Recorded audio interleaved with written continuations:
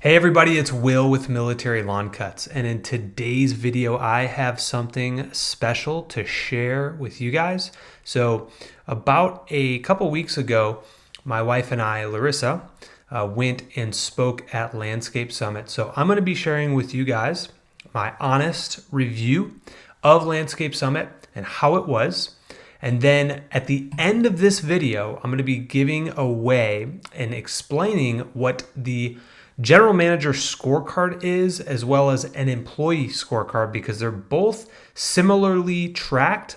And this is something new that we're actually implementing in our business in order to basically track their performance. We want to be able to catch a quick snapshot and see exactly where they're at. So similar to like in school, you get a report card. We want them to be aware of what their scorecard is each day, each week, and each month. Now, I'm also going to go into 3 key points during this video of some things that I actually learned at Landscape Summit, which include 3 options when selling, speed over accuracy when scaling, and basically what is a system. All right, so those are the 3 topics I'm going to be talking about today, and then I'm going to share with you at the end of this video basically what our scorecard is. So let's jump into it. So the very first thing, my honest Landscape Summit review. So I have been to conferences before. I was a part of a network marketing group a long time ago, had great people, was really focused on mentorship and getting around great, solid people. And I will tell you that Landscape Summit blew the water out of the river, the pond, the lake, the ocean, whatever you want to say. It was absolutely amazing. I would recommend anybody that is wanting to grow their business, or if you have a leadership team that you have around you that you also want to get on the same page. I believe to get to where we want to go, it almost should be required, because in my organization, I saw the value that can come while attending something like this. And the value add is great. The information is phenomenal. But more so, I would say the people. All right. The people is the foundation of Augusta Lawn Care, all the speakers, the other attendees that came to Landscape Summit was just off the charts. Had an awesome time, and we will definitely be bringing our leadership team there next year, and I will make it a requirement in our organization to get to where we want to go, because I believe that is a lever that must be pulled in order to get to where we're at, or need to where we want to go. So I'm stuttering a little bit over here. All right, outside of that, let's see. So as far as some key points that I was able to take away from the great speakers there at Landscape Summit. So one of the biggest things that we are not doing in our business is creating options. So when a customer comes and asks you for a leaf cleanup, you should not just necessarily quote that one individual service. When you go out there and walk the property, you should be looking around and seeing what other things I can upsell. Too often, too many times, companies just go out there and quote exactly what is being asked, but there is money left on the table by not upselling these services that, to be honest, the customer may not know that they need this. And B, we're already going to be there anyway, so why not just upsell what we can do and help the customer out, right? They're already asking for you to do a service on their property. It's not going to make that much of a difference if you start to add other services of recommended services. So Copilot has a great feature and option on there that you can actually highlight that says recommended. So, but the biggest thing I think that I really took away is having option A, B, or C. For example, let's say the customer asks to do a really big cleanup on the job, on their property, and it comes out to be like $2,000. All right. Now, this would be a big cleanup: bush trimming, mulch, de-weeding of the beds, front and back, just tons of flower beds. So What you can do, instead of just going out there and quoting exactly what they asked for, you can start to break it up into different options. So you know it's going to be a $2,000 job. That's a pretty big job in our area. So what we'll do is we will give them the white glove service, or the option A. We're going to include everything in that quote. Now, option B, the second option, is going to be, hey, if budget is an issue for you and you don't want to spend $2,000, we're going to just do the front yard. And we're going to cut that up so that way this gets the HOA off your back. The neighbors don't look at you funny because the grass and the weeds are getting overgrown. So now we're starting to break this thing up and maybe even give an option C for the backyard. So that way, when you present this to the customer, they have options. It's not just a yes or no thing. It's, well, here's your 3 options. Which one do you want? Which one sounds best for you? I believe if you take that approach, you will increase your close ratio tremendously. So that is tactic number 1. Tactic number 2 is something that Larissa and I actually spoke about on this, and I'm going to share with you guys from my heart and my experience that I have seen from going from 1 location to 2 locations. So speed over accuracy. What do I mean by that? There are so many nuances, and if you are like me, I like doing things right and I like doing things well. If I'm going to do a task, I want to do it properly. I don't want to cut corners. I don't want to do it a halfway job. I want to do it right. However, sometimes that can be a downfall trait when you're starting to grow and scale, because I physically can't do everything perfectly. Otherwise, we would not be where we're at today. So what do I mean by speed over accuracy when scaling? I'll give you a perfect example. So as of this past year, literally currently right now, we have 2 different pricings for a corner lot and a regular lot. Why? Well, the corner lots take longer. They take more time.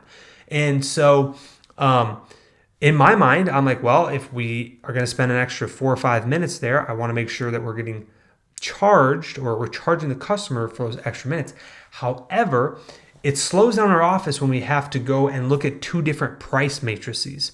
Also, I can't take those price matrices, put them in our software, and allow a number just to compute out immediately and quickly. Why? Because I have 2 different pricing matrices. So what we're moving into next year, and again, this is just one little example of a lot of different things we're actually implementing for next year. We are going to 1 price. We're going to take the average time for corners. We're going to take the average price for middle lots that are a little quicker, that don't have alleys, don't have extra edging, don't have extra blowing. And we're just going to get the average. That's all we're going to do. And so that will allow us to close those leads over the phone much, much quicker than having to sit there and have 2 different pricing matrices, because we can't put it into our system. Now we'll be able to plug those numbers inside of our software, and literally based off the turf square feet, it computes a number. You will get the pricing matrix from it, or the price, instantly. So that is one little thing that we're changing.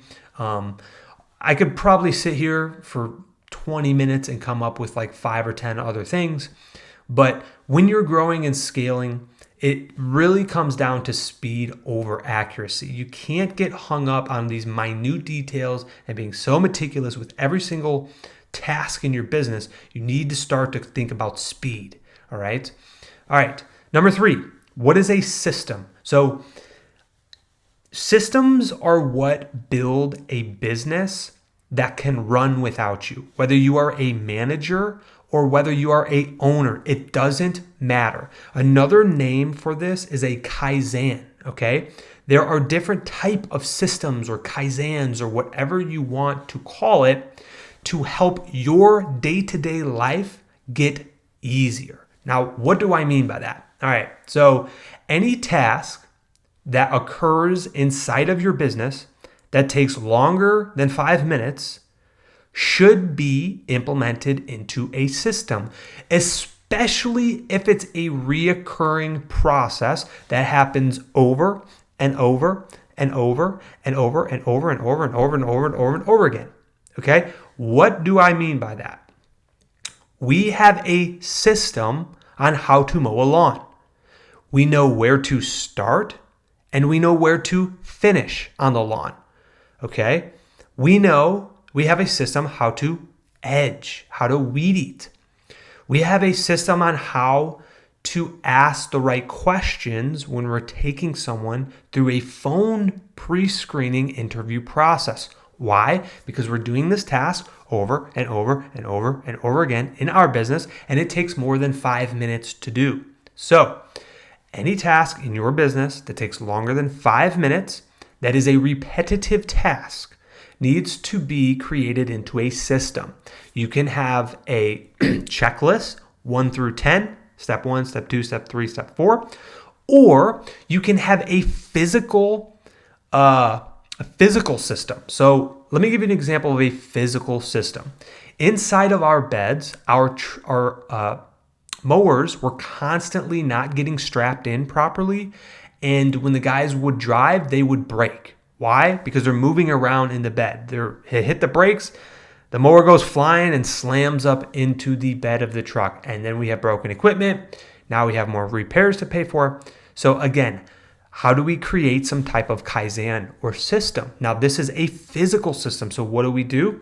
We get a mower wheel boot. It's a steel plate that has 4 sides on it, big enough for the wheel to just drop right in.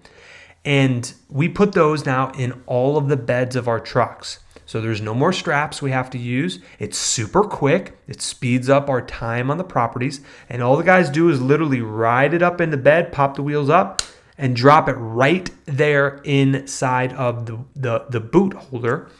That is an example of a physical system. I'll give you one more because we just implemented this today. So we had a little bit of maybe miscommunication on our part with some of our team members that were clocking in when they were down the street. All right. So we reminded, a few of them a while back, like, hey guys, we need to make sure that when you grab the keys in the morning, that is when you clock in. When you put the keys back at the end of the day, that's when you clock out. So what did we do? We printed off in big black and bold that says grab keys equals clock in. Return keys equals clock out. Now, I don't have to say that every time we hire a new team member. They can just, when they go and grab their keys in the morning in the key box, they can physically see that system that's right there in front of them. Okay. So hopefully that will help you in your business, whether you're a manager or business owner, figuring out a better system and process for your sake to make your life easier. Hopefully that helps. So I know I said that at the end of this video that I would share with you guys what we are looking at for our scorecards. All right. So back in the day, let me build this up a little bit. Okay. Back in the day, we used to have a eval sheet, and it was very long and it was very extensive, and there was 5 categories on it, and there was quality and teamwork and all of these extra things, right? And finally, we got to the point where I had done this so many times that sometimes our team members are yawning by the time we get to the end of it. So I know it's boring. They know it's boring. All right. How do we portray what we want to portray to our team members and get the point across to make sure that we are tracking the key performance indicators, the KPIs in our daily routines that actually move the business forward? There is 3 things that we are creating in our scorecard for not only our frontline, but also our general managers. There's 3 things that we're going to track from day 1, every day, every week. The first thing is reliability. So attendance, showing up on time every day, not calling off, not leaving early, not having last minute appointments. Show up. Reliability is our number 1 core value. That's going on the scorecard. Okay. They're going to get an A, B, C, or D based on their attendance. Number 2 is quality. So number 2 is quality. So not only do we want to be reliable, but we want to make sure we're doing a good quality job. So we are tracking the amount of yellow slips that are coming down the pipe. So we will sit down every day and every week and every month on a scorecard, especially when they're new. Okay, we're not going to probably do this daily after they've been through their first 30 days and been trained, but for sure every week, for sure every month, we're going to sit down, we're going to review the scorecard with them. So number 2 is quality. How many slips are they getting? How many complaints are they getting? Number 3 is production. Okay, nothing else matters when you're on the front line except these 3 things. How many budgeted hours are getting done each and every day? Okay, depending on your labor efficiency, that is something we are tracking every day. And what that is budgeted hours complete divided by total clocked hours. And if it's under 60%, we need to step in and be like, hey, what's going on? Why? It's very easy to hit over 60%. It's very easy, especially in our business that has very good route density. So these are the 3 things that are going on the scorecard. I'll repeat it one last time. Attendance. How many times are they calling off? Number 2, how many slips are they getting? And number 3, how many budget hours each day is getting complete, while we're also tracking their labor efficiency score. Guys, if you found value in this video, please hit that like button, subscribe to the channel, and we'll see you guys next time. If you need your lawn mowed, if you need your weeds sprayed, if you need some new plants, call on us. Military Lawn Cut.